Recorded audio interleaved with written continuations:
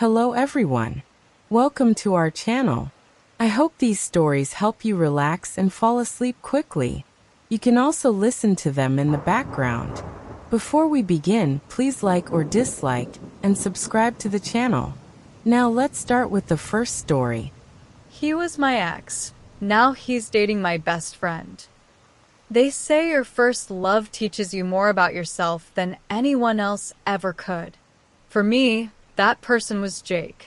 We met during our freshman year of college. Cliché, I know. I was the quiet one, always reading under the oak tree near the library. He was the type who played guitar at dorm parties and somehow made everyone laugh. We started talking after he offered me his umbrella during a storm. It was the smallest thing, but that's how it began. Our relationship wasn't perfect. It was messy, loud, full of firsts. First, I love you. First real heartbreak. We dated for almost 2 years, and during that time, I honestly thought we'd last forever. But college has a way of changing people. By junior year, Jake wanted freedom, to travel, to find himself. I wanted stability, to build something real. We broke up in the most painful, polite way possible. No screaming, no betrayal, just tears, silence, and the unbearable feeling that I'd lost my favorite person. After the breakup, my best friend Mia became my rock. We'd been inseparable since high school, the kind of friendship built on years of sleepovers, secrets, and late-night crying sessions. Mia was everything I wasn't: confident, outgoing, magnetic. She could make friends in seconds and somehow make every room brighter. For weeks, she listened to me cry about Jake. She brought snacks, distractions, and humor when I couldn't find a reason to smile. She said things like, "You'll look back on this one day and laugh, and he wasn't your forever. He was just your lesson." I believed her, and for a while I got better. I started journaling, reading again, focusing on myself, until one night, about 3 months after the breakup, I noticed something. Mia's texts had become shorter, her calls less frequent. She'd change the subject every time I mentioned Jake. At first, I thought I was imagining it. I wasn't.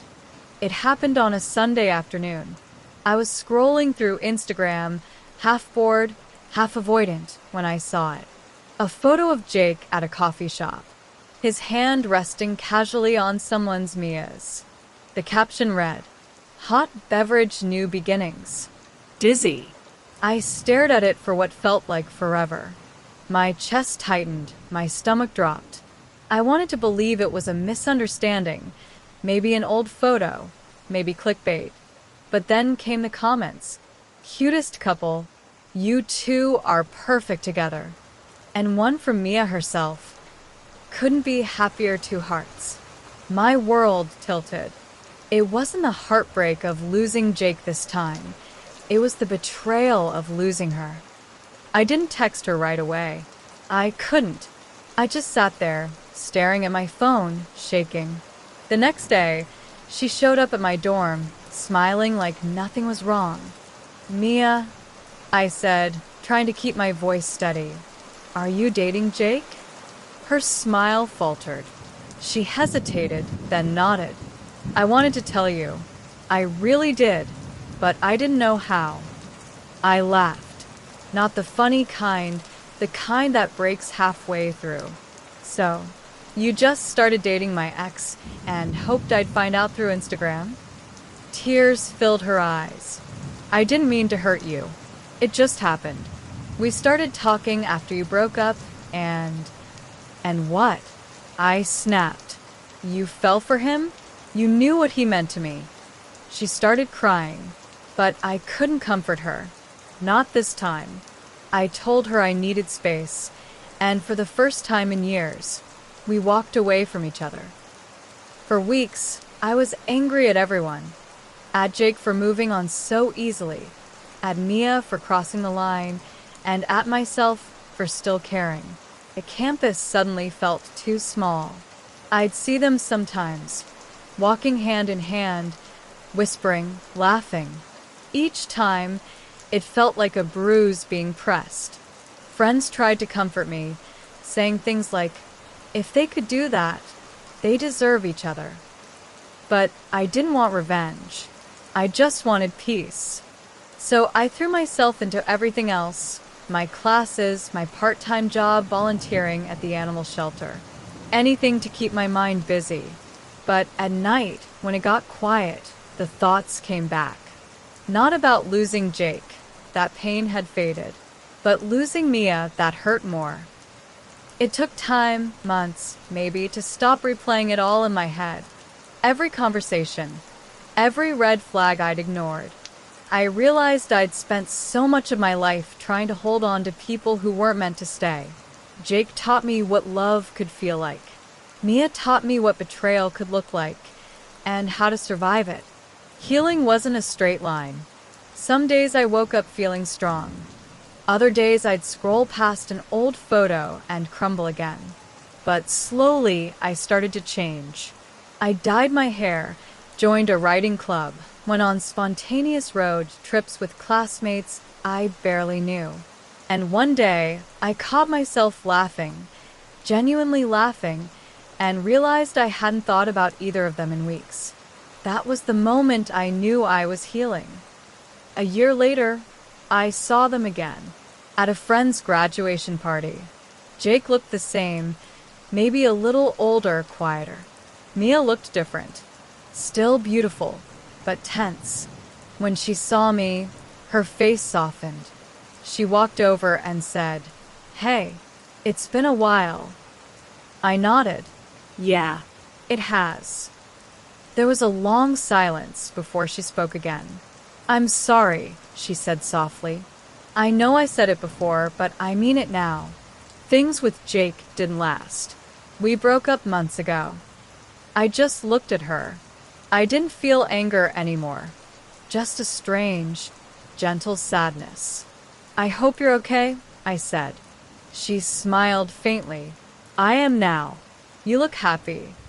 And for the first time in a long time, I realized she was right. I was happy. And that was just one story. The next one takes us somewhere new. Different people, different choices, same kind of ache that makes us human. I fell in love with my best friend's brother.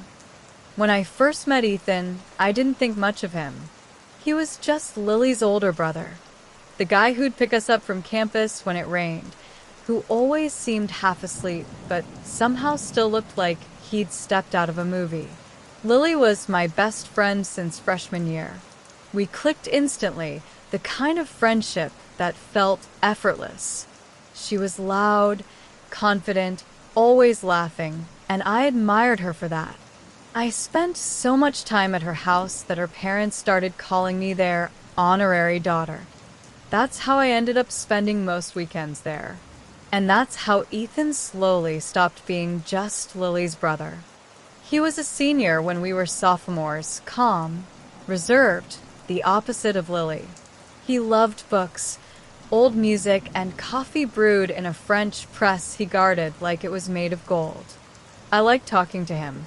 At first, it was casual, small conversations about classes or movies. But those talks got longer, deeper. And before I even realized it, I started looking forward to them. It started small. The way he'd pour an extra cup of coffee for me without asking, or how his eyes softened when I laughed at one of Lily's ridiculous jokes. One night, Lily and I were watching a movie in her room. She fell asleep halfway through, her head resting on my shoulder. I tiptoed downstairs to grab water and found Ethan reading on the couch. He looked up and smiled, whispering, "Hey, couldn't sleep either?" We talked for hours that night about his plans after graduation, my fear of failing psychology, and how we both secretly hated small talk.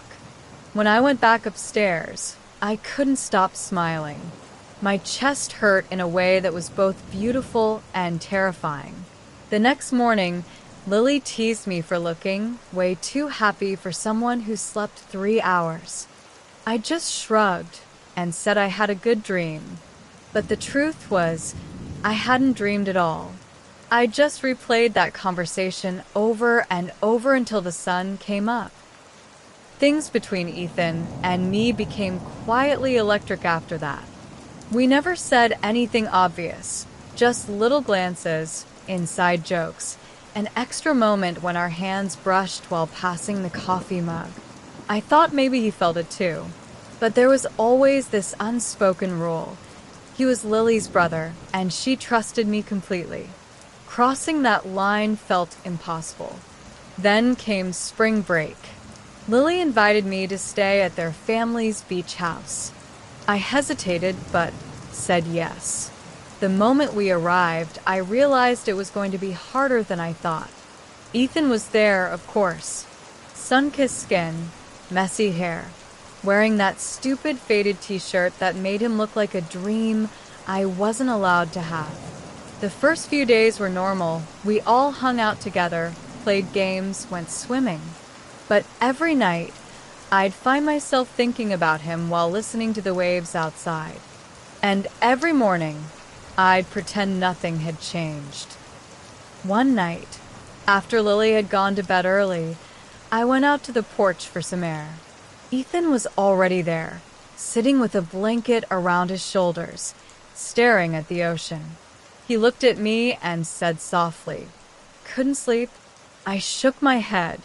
Too many thoughts. He smiled faintly. "Yeah, I get that." We sat in silence for a while. The only sounds were the waves and the wind. Then he said something that made my heart stop. "You know, it's strange. Sometimes I feel like I know you better than most people I've known my whole life." I didn't know what to say. I just looked at him, and the world seemed to still. The ocean, the stars, even the air between us. Everything went quiet. And then slowly, he reached out and touched my hand. It was barely a touch, just his fingers brushing mine. But it felt like a confession. We didn't say anything after that. He didn't try to kiss me, and I didn't pull away. We just sat there, holding hands, watching the sea until the sky started to lighten. When we went back inside, I knew everything had changed.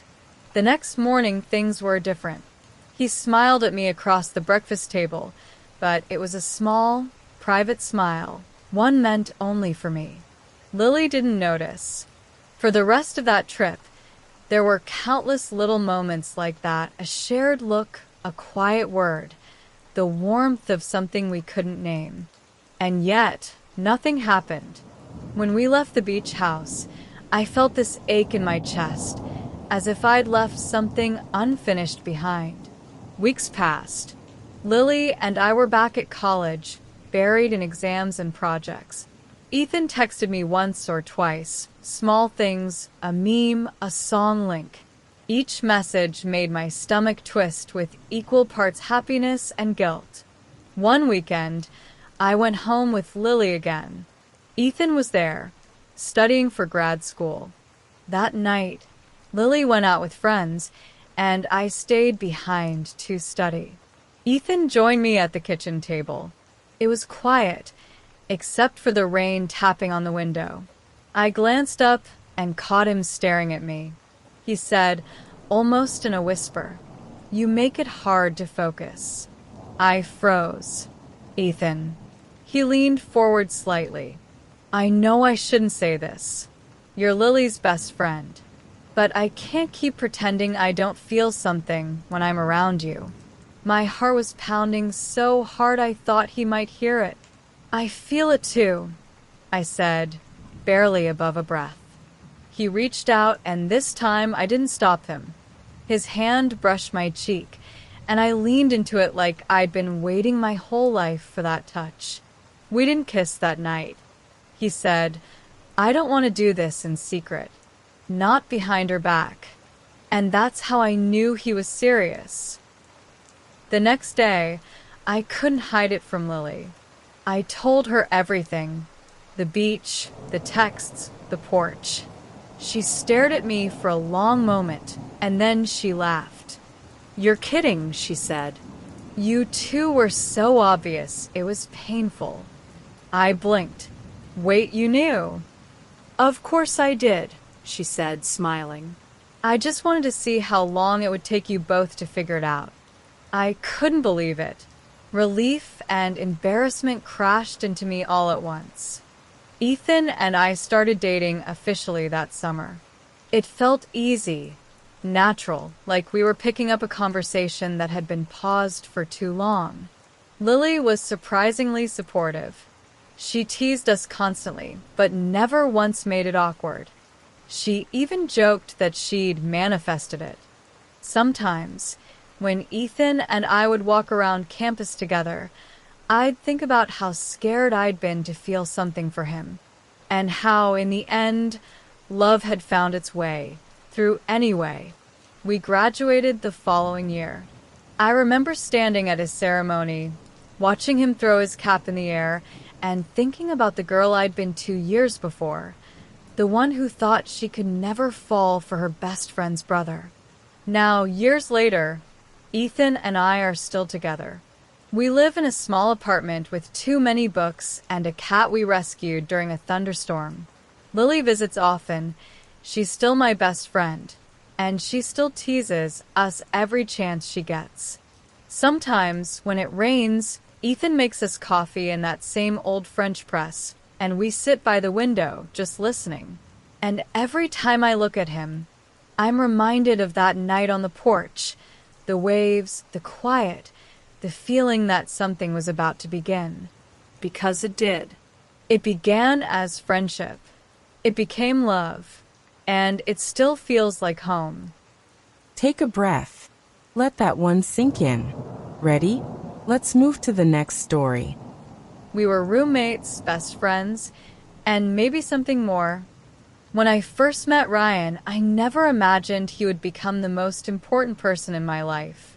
We were both assigned to the same dorm during our sophomore year of college. I was majoring in psychology. He was studying film. He had this easy smile, the kind that made people trust him instantly. Within days, we became inseparable. We'd stay up late watching movies on his laptop, sharing takeout, talking about everything from our childhood dreams to our fears about the future. I felt completely comfortable around him, like I could say anything.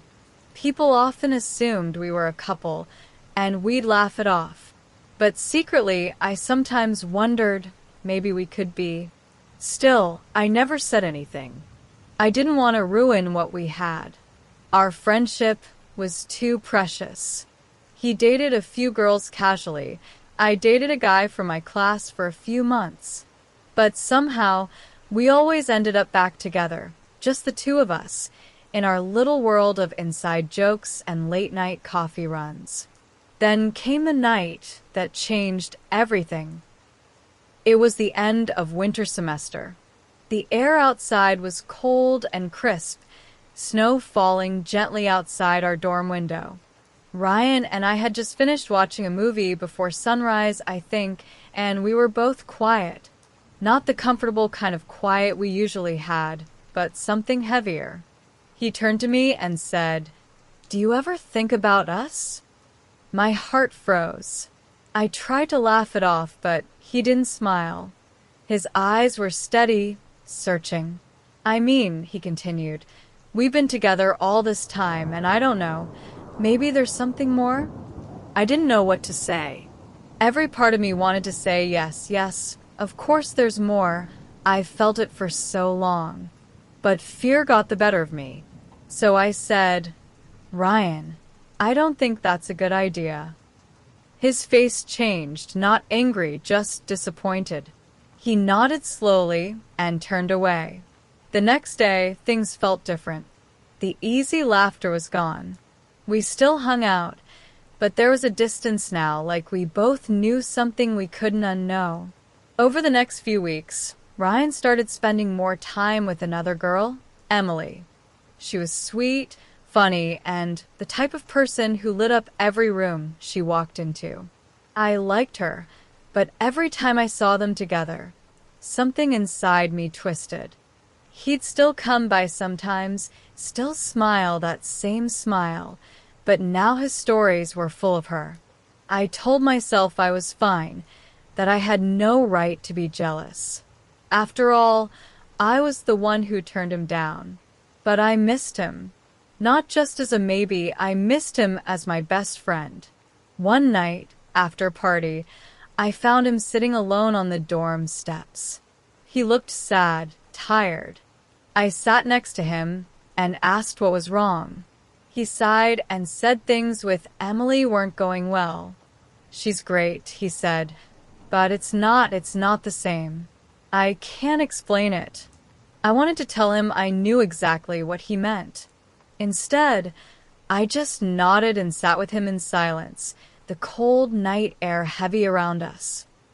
That spring, Ryan told me he and Emily were officially dating. He said it gently, like he was worried about how I'd react. I smiled and congratulated him, even though I felt like my chest was caving in. After that, I tried to move on. I focused on my studies, went out with new people, tried to pretend I was happy. But every time I laughed with someone new, it felt forced. No one ever understood me like Ryan did. One evening, months later, I was packing for summer break when he came to my door. "Hey," he said, "can I talk to you?" He looked nervous. Emily and I broke up. I felt my heart leap and immediately hated myself for it. "I'm sorry," I said. "Are you okay?" He nodded. Yeah. It just wasn't right. Then he hesitated. I keep thinking about us, about what could have been. I froze again, just like that night months ago. But this time, something was different. I told him I still thought about it too. His eyes softened, and for a moment, the air between us felt electric again, like the world had gone quiet, and it was just us. But then he smiled sadly. "I think I just needed to say it," he said, "to know it wasn't all in my head." He hugged me, a long, warm, familiar hug, and then he left. We didn't speak much over the summer. We texted occasionally, sent each other memes, but the conversations faded. When we came back for senior year, Ryan had moved to a different dorm. We still crossed paths on campus, still smiled at each other, but it was clear our time, that magical, undefined friendship, was over. It hurt. It really did. But I also realized something important. Not every connection is meant to last forever. Some people come into your life to show you what love could feel like, even if it never fully happens. Now, years later, I still think about Ryan sometimes. I'm in a good place. I have a career, new friends, and I'm seeing someone who makes me happy. But when it rains and I make tea late at night, I sometimes remember those dorm room nights, the movies, the laughter, the quiet confessions that never turned into anything more.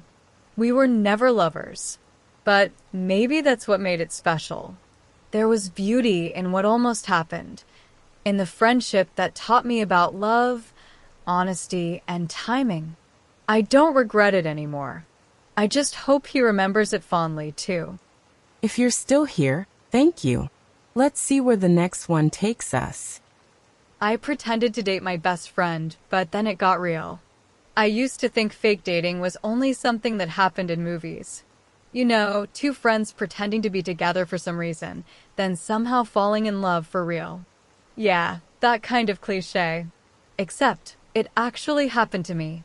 I'm Claire, 22F, and my best friend Noah, 23M, has been in my life since our freshman year of college. We met in the library when I accidentally spilled coffee all over his laptop.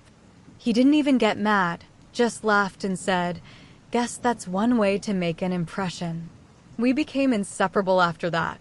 Study sessions, coffee runs, endless late-night talks about everything and nothing. People always assumed we were dating, and we'd laugh it off. No, I'd say. He's like my brother. At least, that's what I used to believe. Everything changed last spring when Noah asked me for a favor. It started with a text. Hey, random question. Would you ever pretend to be my girlfriend? I laughed, thinking it was a joke. But then he called. Turns out his parents were coming to visit for the weekend, and they were bringing along his ex. Apparently, his mom still adored her and had invited her as a surprise. He didn't want to look miserable or alone, so he needed backup. I hesitated. You want me to lie to your family? He sounded desperate. Just for the weekend. Please? You're literally the only person I trust not to make it weird. I should have said no, but instead I said yes. And that's how I ended up holding his hand in front of his mom 2 days later, pretending to be madly in love with my best friend. At first, it was awkward. Every time his mom would say something like, "You two look so cute together," we'd glance at each other and suppress a laugh. But then something strange happened. The pretending started to feel real. Noah was good at it, maybe too good. He'd open doors for me, pull me closer when people were watching, whisper, "You're doing great," in my ear. And every time he touched me, my stomach flipped. That night, we had dinner with his family. His ex, Hannah, was there too, perfectly polite, perfectly stunning. She asked me how Noah and I met. Without thinking, I said, "In the library." I ruined his laptop. Everyone laughed. Even Hannah smiled. But later, when we were alone, Noah looked at me differently. "That story never gets old," he said quietly. "It's how everything started." For the first time, I didn't know if we were still pretending. The next day, his parents wanted couple photos, the typical family memories kind. We stood close, smiling at the camera, his arm around my waist. I could feel his heartbeat against me.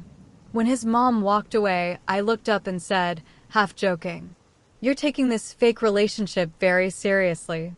He smiled, but there was something in his eyes, something soft, almost hesitant.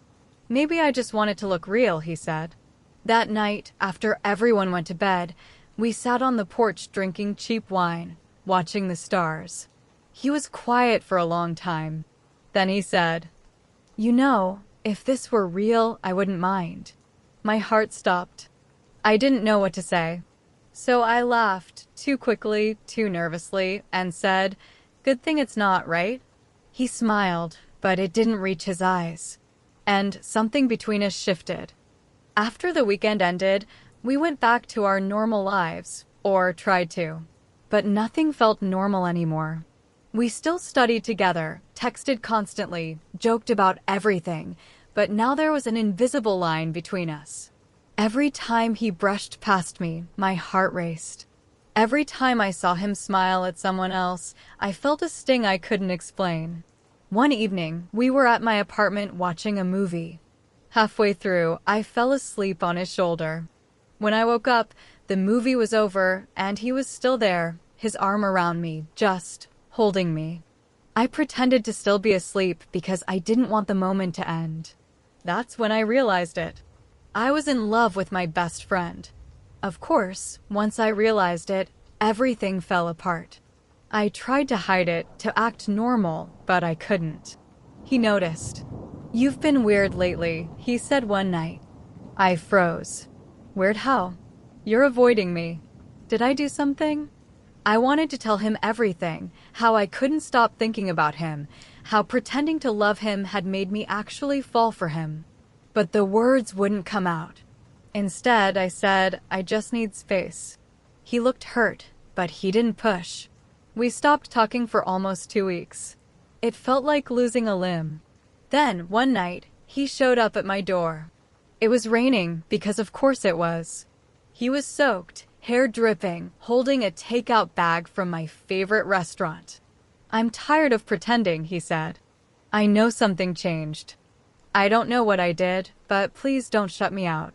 I just stood there, shaking. And then, before I could think, I blurted out, You didn't do anything. I just fell in love with you, that's all. Silence. For a second, I wished the ground would swallow me. Then he smiled, the softest, most genuine smile I'd ever seen. Good, he said, because I fell first. That was 6 months ago. We're still together, for real this time. Sometimes we laugh about how it started, how awkward that fake weekend was. But other times, when it's quiet and he's holding my hand, I think about how everything lined up exactly as it should have. He once told me, "You know what's funny? I asked you to pretend because I wanted to see if I could handle losing you. Turns out I couldn't." And I think that's the most honest thing anyone's ever said to me. People always say fake dating leads to real feelings in movies. I used to roll my eyes at that. Now I know, sometimes the best things start with a lie, as long as the ending is true. What did you feel listening to that one? Let me know in the comments. I always read them. Now here's another story that might just stay with you for a while. We were roommates, best friends, and maybe something more. I never thought I'd be the kind of person to fall for my roommate. But here I am. When I applied for college housing, I imagined late-night study sessions, messy kitchens, and someone who'd maybe borrow my shampoo without asking. What I didn't expect was Eli. He was the kind of guy who looked like he had his life together, calm, kind eyes, always a little late, always with a cup of coffee in his hand.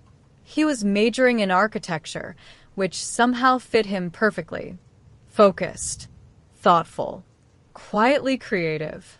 We met on move-in day, when he offered to carry my suitcase, the heavy one I insisted I could handle. He smiled and said, "You don't look like someone who asks for help easily." I laughed, but he was right. From that first day, living together felt weirdly natural. We shared playlists, cooked pasta that was mostly terrible, and fell asleep on opposite ends of the couch during late-night movies. We never crossed any lines.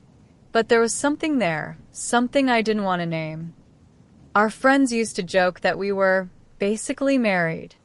We laughed it off, but every time someone said it, I felt this strange warmth in my chest, followed by guilt. Because we were just friends, right? That's what I told myself, even when his hoodie ended up in my laundry pile, even when he'd make me coffee exactly the way I liked it, even when his laugh made everything feel lighter. We went through finals together, breakups, and homesickness. He was there when I cried over my ex, sitting quietly, just listening. And I was there when his project got torn apart by a brutal professor. Somewhere in those long nights and quiet mornings, my feelings changed. I started noticing the small things. How his hair fell into his eyes when he was drawing. How he'd hum under his breath when he was deep in thought. But I kept it to myself, because admitting it would ruin everything. The turning point came one rainy night in late October. The power went out in our dorm. Everyone was panicking, but Eli and I lit candles and sat on the floor, eating cold pizza straight from the box. He told me about his family, his parents' divorce, his younger sister he hadn't seen in years. I told him things I hadn't told anyone, how I'd always felt like the backup friend, never the main character in anyone's life. He looked at me for a long time before saying softly, "Maybe you just haven't met someone who sees you for who you are yet." And for the first time in my life, I felt seen. Really seen. The silence between us that night wasn't awkward. It was heavy, electric, full of things neither of us dared to say. After that night, everything changed and also didn't. We still watched movies, shared meals, and teased each other about dirty dishes. But now, every touch lingered. Every glance felt like a question we were too scared to answer. Then came the party. A mutual friend's birthday. Too much cheap wine. Too many people crammed into one apartment. Someone dared Eli to kiss the person he cared about most. He hesitated, and I swear, for a split second, his eyes flicked to me. But then he kissed another girl. Everyone cheered. I laughed like it didn't matter. But inside, something broke. For days, we barely spoke. He tried to act normal, joking, making breakfast, asking how my day was. But it all felt hollow. I told myself I didn't care. I told myself he could kiss whoever he wanted. But the truth was I missed him. Not just as a roommate, but as the person who made everything feel right. One night, after pretending to study for hours, I finally said it. "You kissed her." He looked up from his laptop, confused. Yeah. "It was just a dare, you know that." "I know," I said. "But did you want to?" The silence stretched too long.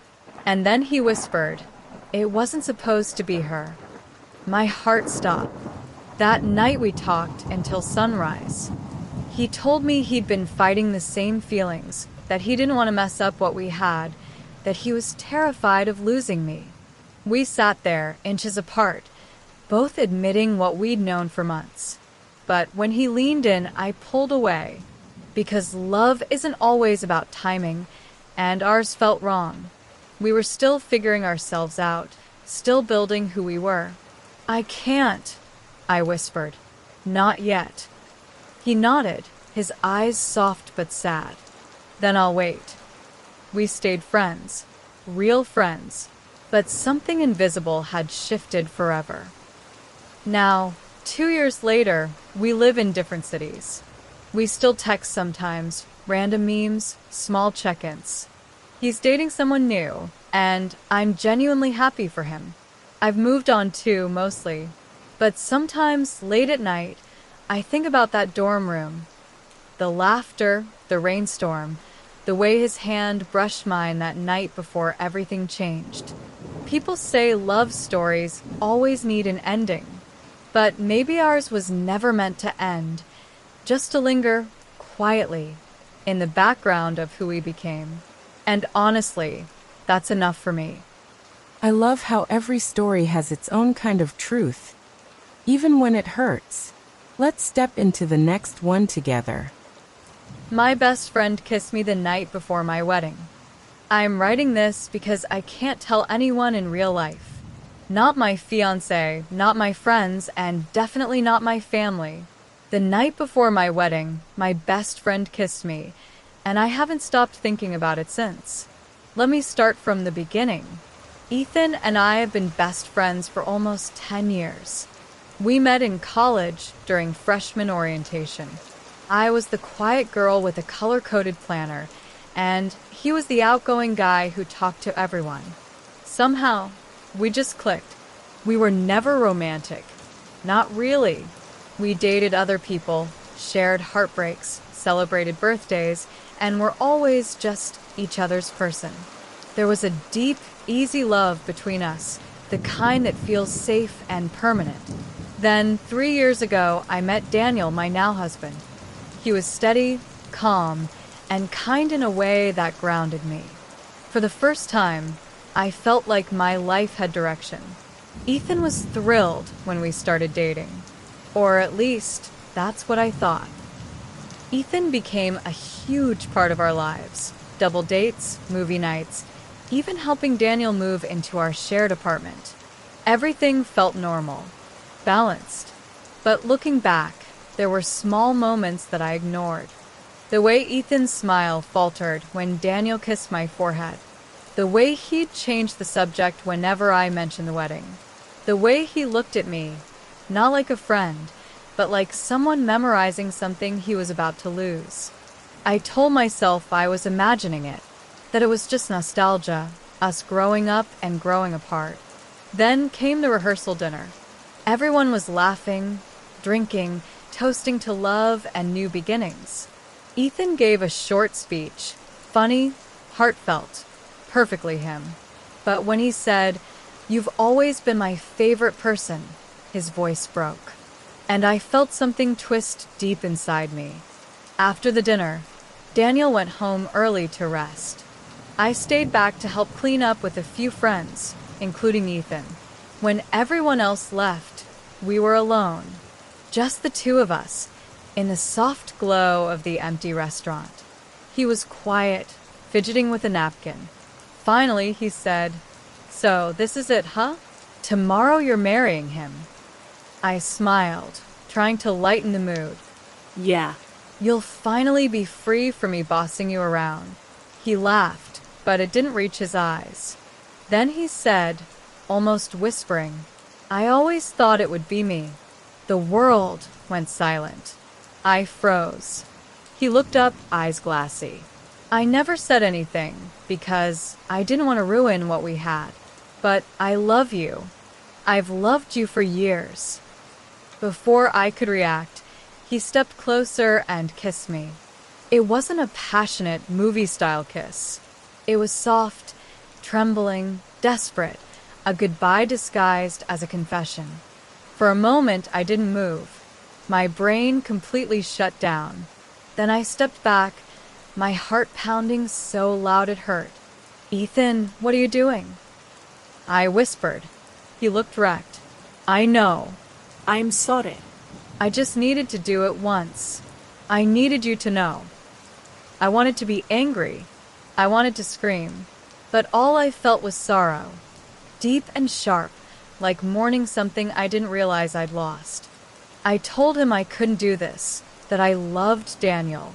He nodded, said he knew, and left. And I stood there alone, shaking, wondering what the hell had just happened. That night, I couldn't sleep. Daniel was next to me, peacefully, unaware. I stared at the ceiling, feeling like my chest might cave in. Ethan's words replayed in my head over and over. I always thought it would be me. It hurt, not because I wanted him, but because some part of me understood. There was a version of us that could have happened. If timing had been different, if courage had come sooner, maybe we would have been something. But we weren't, and I'd made my choice. Still, a small, cruel part of me wondered, did I choose safety over love? The next morning was chaos. Makeup artists, photographers, bridesmaids rushing around.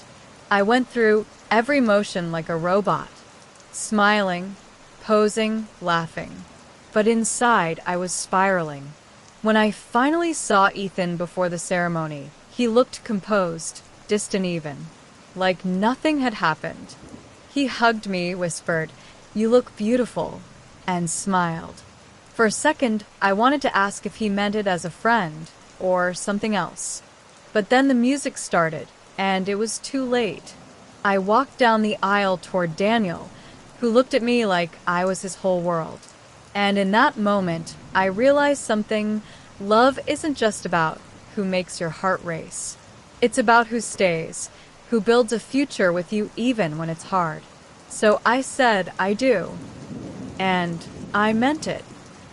After the wedding, Ethan slowly faded from my life.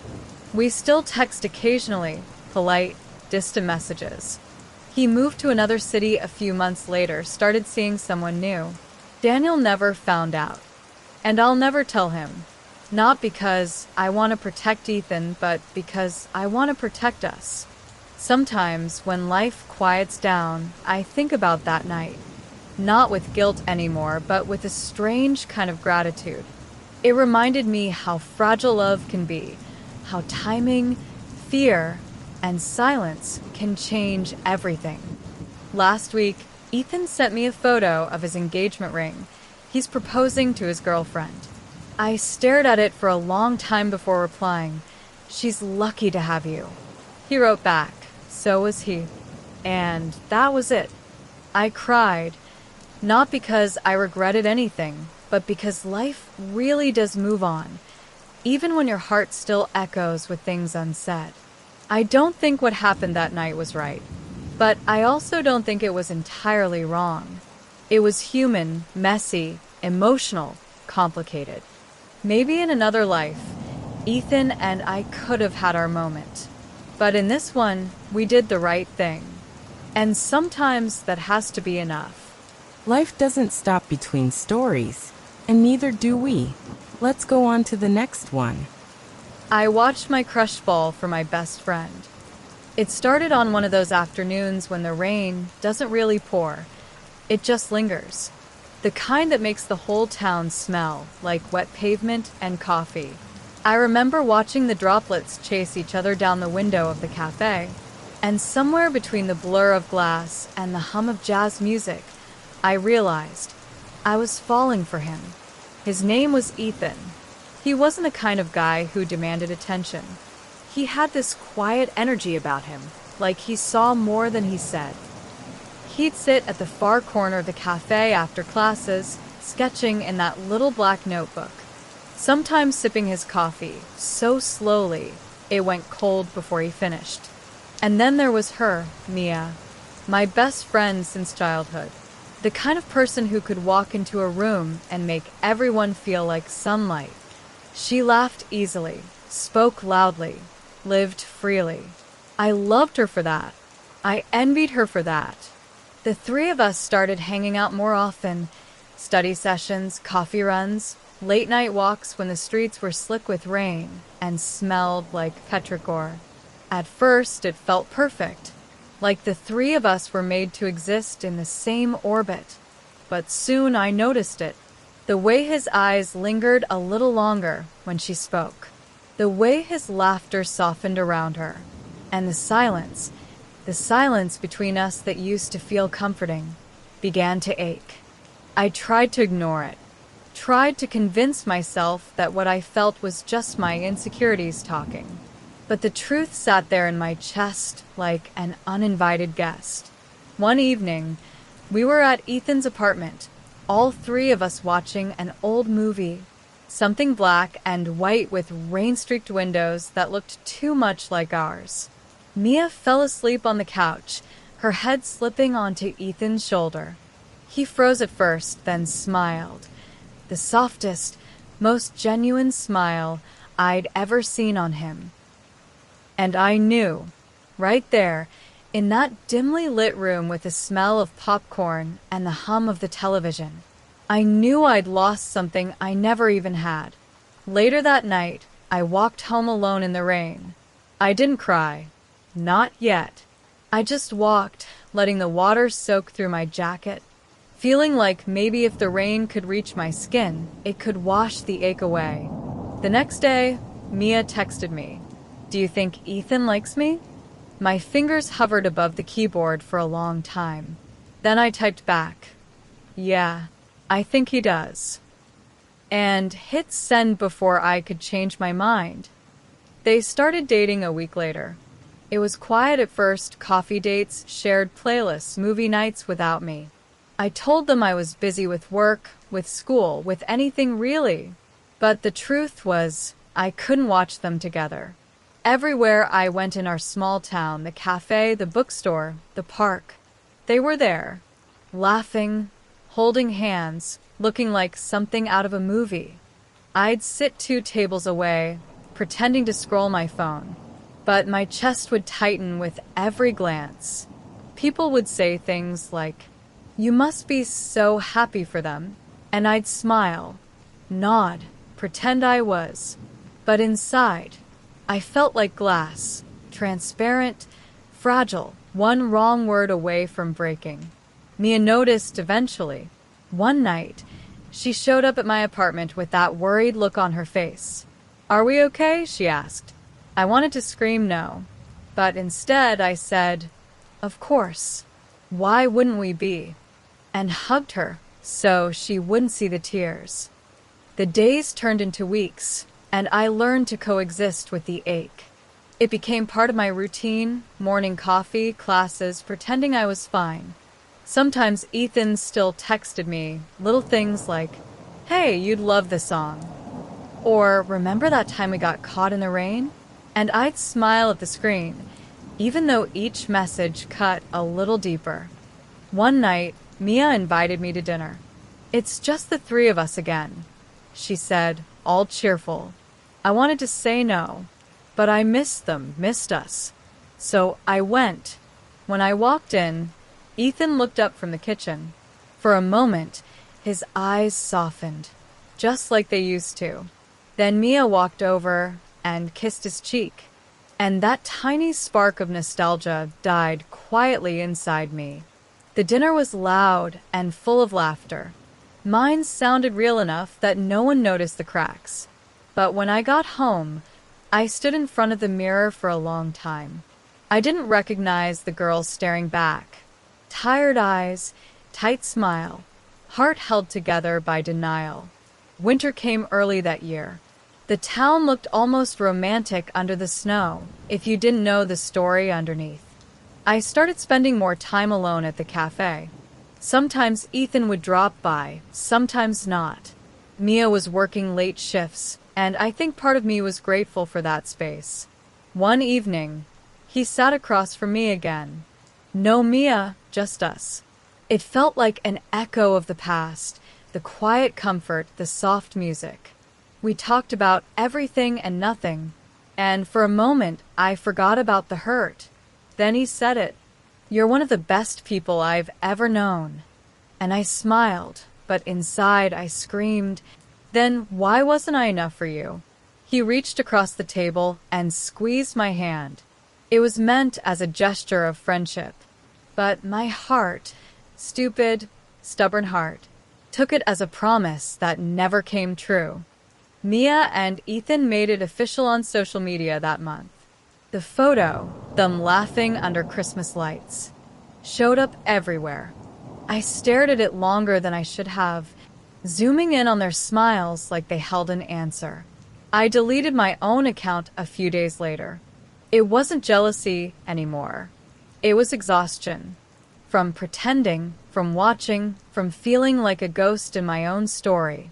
One night, I wrote Ethan a letter I never sent. I told him how much he'd meant to me, how I'd loved him quietly, endlessly, how I wished them both happiness, even if it wasn't with me. I folded it, sealed it, and tucked it inside my journal. Some truths are meant only to be whispered to the page. Spring came like an apology. The rain turned soft again, the kind that smells like second chances. I started running in the mornings, headphones in, thoughts out. Each step felt like I was leaving something behind. One morning, I passed them by the river. Mia waved, Ethan smiled, and I smiled back. It didn't sting the way it used to. Maybe I was finally healing. That evening, I found myself at the cafe again. Same corner, same cup, same music. But something was different. The seat across from me wasn't empty anymore. It just wasn't waiting for him. A stranger sat nearby, sketching quietly. And for the first time in months, I looked up and smiled, genuinely. Healing isn't cinematic. It doesn't come all at once with fireworks or closure. It's slow, messy, quiet. Some mornings I still woke up missing him. Other days I didn't think about him at all. I started journaling again, not about Ethan, but about me. The things I wanted, the places I wanted to go. I booked a solo trip to the coast, something I'd always been too afraid to do. When I told Mia, she hugged me tight. "I'm proud of you," she said. And for the first time, I believed her. On the train to the coast, the world blurred past the window. Fields, clouds, memories. I reread the old letter to Ethan one last time, then tore it into tiny pieces and let them fall out the window. It felt strangely poetic, like the wind could carry my heartache somewhere far enough that it couldn't find me again. At the seaside, I stood barefoot on the cold sand. The sky was overcast, the waves restless. But I felt peaceful. For the first time in a long time, I wasn't waiting for anything or anyone. Just me. And that was enough. Months later, I came back home.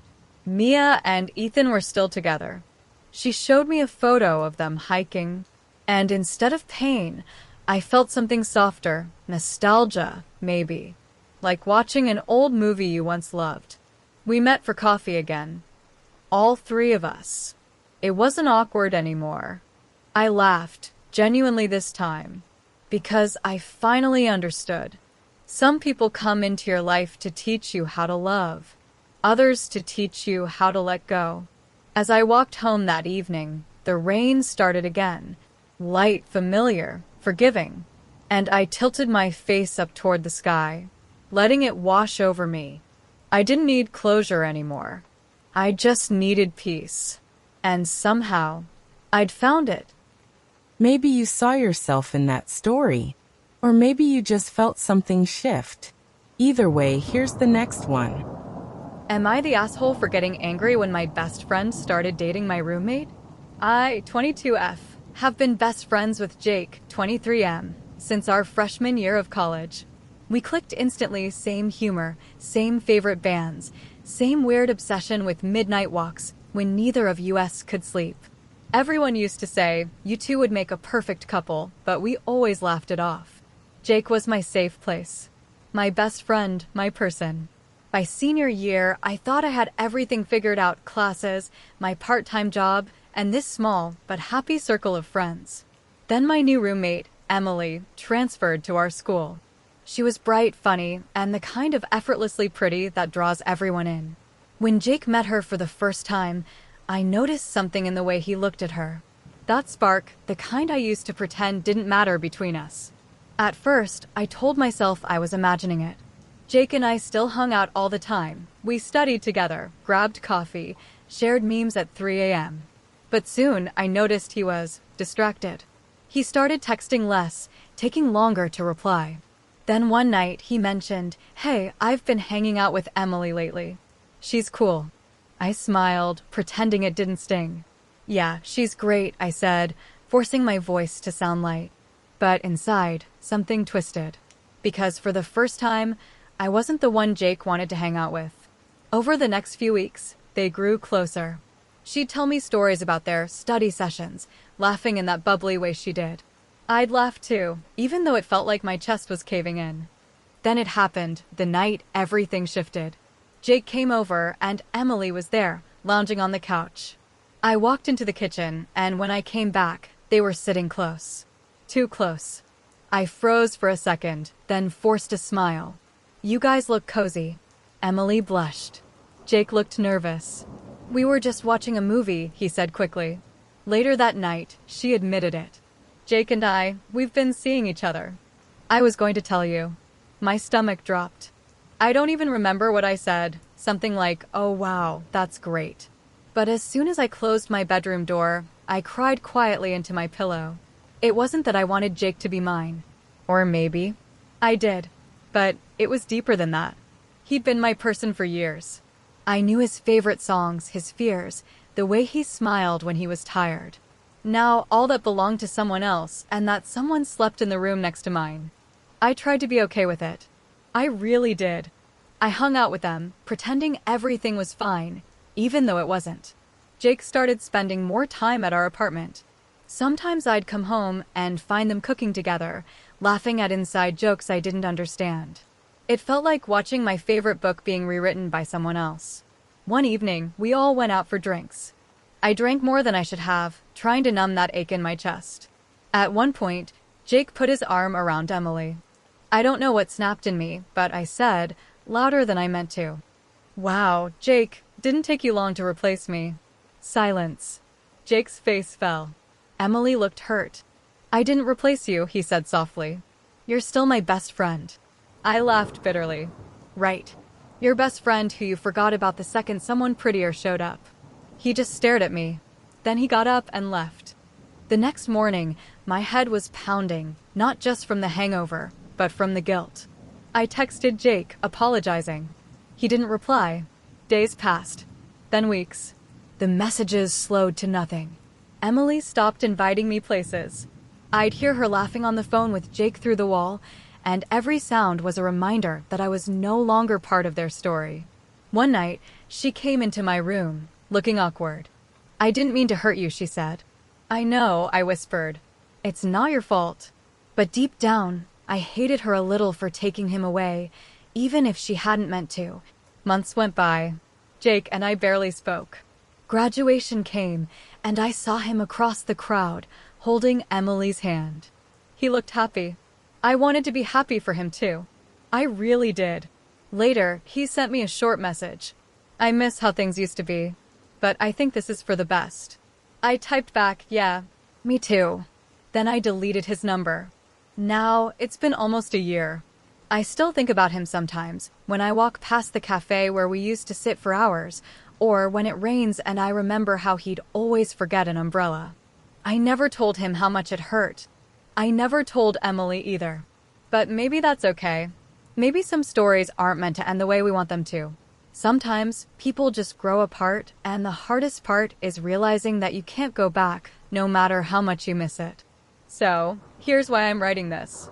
A few weeks ago, Jake reached out again. He said he and Emily broke up, and he wanted to catch up. I told him I wasn't sure that was a good idea. He said I was being cold, that I should be happy to have my friend back. But I told him that I can't just pretend nothing happened. He called me selfish. Said I'd been the one who pushed him away. Now I'm wondering, was I the asshole for walking away from him after everything? Update. I posted this a few days ago and read through the comments. Most people said I wasn't the asshole, just someone who needed to protect her peace. And maybe that's true. Jake and I met for coffee yesterday. It was awkward at first, but familiar too. We talked about everything except what happened. When we said goodbye, he hugged me. It didn't feel like the old times, it felt like closure. Maybe someday we'll be friends again. Or maybe we'll just be two people who once meant a lot to each other. Either way, I'm okay now. Because sometimes, the kindest thing you can do, for yourself and for others, is to let go. Sometimes the hardest stories to hear are the ones we secretly understand. Let's continue. I fell for my friend's boyfriend during our vacation and everything changed. I never thought I'd be that girl, the one who catches feelings for her friend's boyfriend. But here I am months later, still trying to make sense of what happened that summer. It was supposed to be a fun trip. Just four of us, me, my best friend Lily, her boyfriend Ryan, and our mutual friend Emma. We'd been planning it since our sophomore year of college, a road trip down the coast, cheap motels, bonfires, and the ocean breeze. From the start, Lily and Ryan seemed fine. They'd been together for almost a year, and everyone said they were perfect. But the thing about perfect couples is, sometimes they're just good at pretending. The first few days were amazing. We'd laugh until 3 a.m., eat junk food, and take photos at every stop. But I started noticing little things. Like how Ryan always listened when I talked. How he'd ask follow-up questions. How his smile lingered when I made a stupid joke. And how Lily didn't seem to notice any of it. One night, we were all sitting by the beach. The fire was dying down, and Lily had gone back to the cabin to take a call. It was just me and Ryan. The sound of waves was hypnotic.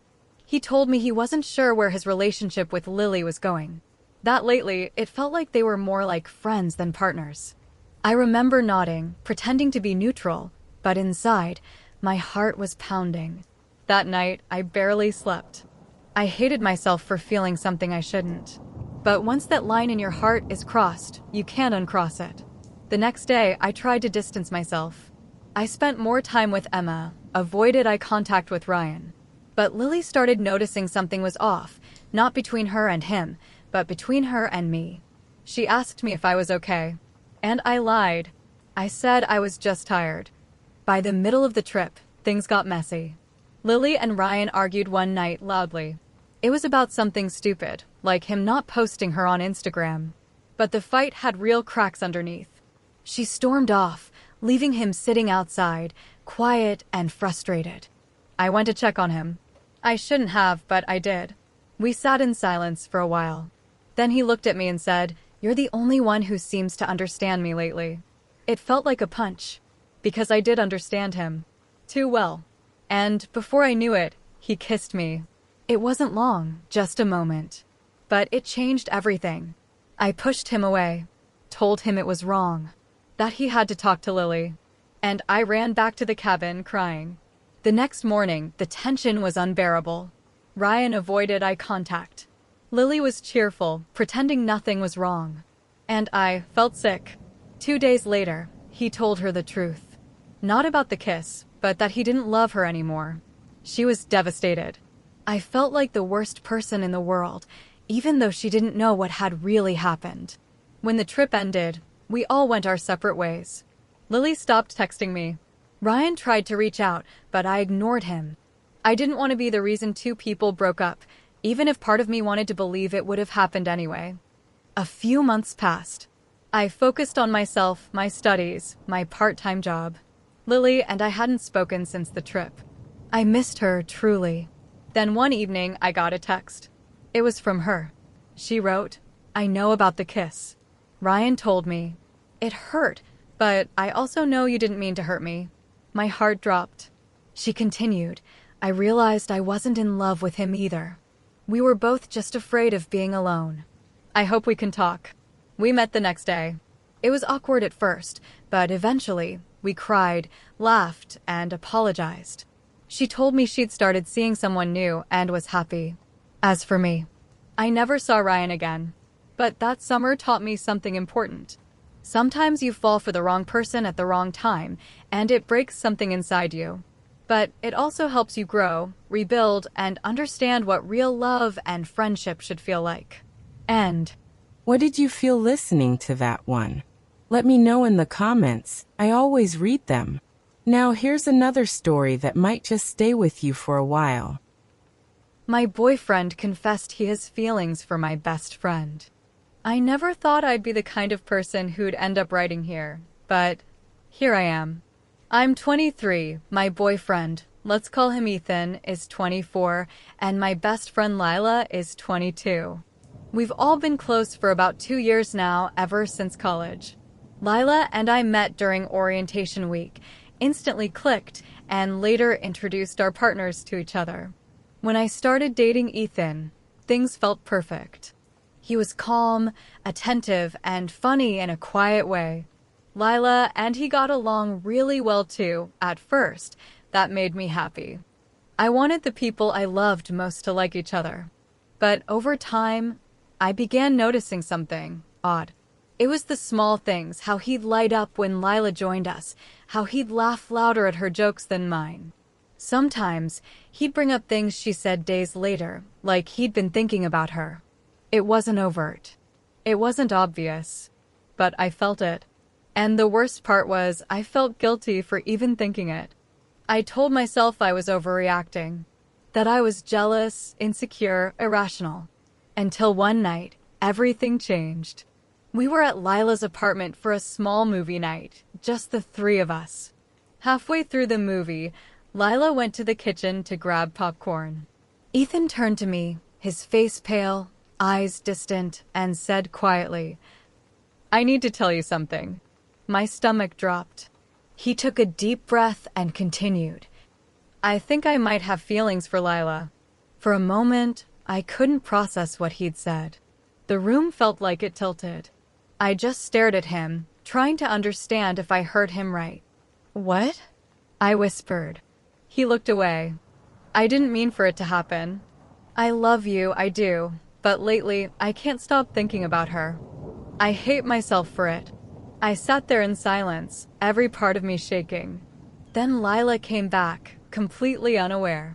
She smiled, sat down beside me, and I had to act normal, pretend that nothing happened. I thought I might throw up. That night, I didn't sleep. Ethan kept texting, apologizing, begging me to talk it out, saying he didn't want to lose me. But I couldn't even look at my phone. I felt like something inside me had died quietly. The next day, I met Lila for coffee. I didn't plan to tell her, I just needed to see her face, to remind myself who she was to me. She was her usual cheerful self, talking about her new job, about how she wanted to move closer to downtown. I kept nodding, barely hearing her. At one point, she said, "You look tired. Is everything okay between you and Ethan?" That was it. I broke. Tears started falling before I could stop them. I told her everything, every word Ethan said. Her face went blank. "What?" she said quietly. "He what?" She was furious at him, not me. She said she'd never flirted with him, never crossed a line. I believed her. I had to. But then she added, "Maybe you two just need a break." Sometimes people confuse feelings, you know. And I don't know why, but that sentence broke me more than anything else. It sounded detached. Like maybe she wasn't as shocked as I wanted her to be. Over the next few weeks, things got weird. Ethan and I were on a break, but he still texted me sweet, guilty messages. I miss you. You mean everything to me. I'll fix this. Meanwhile, Lila started pulling away. She didn't invite me out anymore, barely replied to my messages. When I asked what was going on, she said she needed space, that she didn't want to be in the middle. But she was in the middle. She was the reason I couldn't breathe at night. Then one evening, I saw Ethan's name pop up on her Instagram story. They were at the same cafe, the one where we'd had our first date. They weren't holding hands, nothing inappropriate, but seeing them together felt like a knife twisting slowly. I didn't confront them. I just shut down. I stopped replying to both of them. I told myself I'd move on, that I didn't need either of them. But at night, lying awake, I kept replaying every moment, every look, wondering when I lost control of my own life. About a month later, Ethan showed up at my apartment unannounced. He looked awful, tired, messy, like he hadn't been sleeping either. "Can we talk?" he asked. I didn't answer, but he kept talking anyway. He said he'd realized he'd never been in love with Lila, that it was just infatuation, confusion. He said seeing her only made him realize how much he missed me. I wanted to scream. Not because I didn't still love him, I did, painfully, but because his words felt selfish. He wanted forgiveness, not understanding. When he reached for my hand, I pulled away. "Ethan," I said, my voice shaking. "You don't get to come back when you're lonely." He froze. Then he nodded, tears in his eyes, and left. That was the last time I saw him. As for Lila, she texted me 2 weeks later. It wasn't an apology, not really. Just a short message. "I hope you're okay. I didn't mean for any of this to happen." I stared at it for a long time. Then I deleted her number. People talk about heartbreak like it's loud, dramatic, full of shouting and tears. But for me, it was quiet, a slow silence settling over everything I thought I knew. For months, I didn't date anyone. I focused on my classes, my work, my own peace. Some nights I still missed them both, the laughter, the late night talks. But mostly, I missed who I used to be before all this. It's been almost a year now. I moved to another city after graduation, started a new job, met new people. Sometimes I catch myself thinking about Ethan and Lila, not with anger, just nostalgia. Like remembering a song that used to mean something. Last week, Lila sent me a message again. "I'm engaged," she wrote. Not to Ethan. Someone new. "I hope you're happy too." And you know what? I am. Not in a fairy tale way, just in a quiet, real one. I forgave her. I forgave him. Mostly, I forgave myself for staying too long in a story that had already ended. Maybe that's what growing up really is, learning to love people without needing to keep them. And that's okay, because sometimes peace is louder than closure. And that's all for today. If you stayed until the end, thank you. These stories aren't just about love or loss. They're about growing through what we can't change. If one of them touched you, tell me which one in the comments. Don't forget to like, subscribe, and share this with someone who needs a quiet story tonight. Until next time, take care of your heart.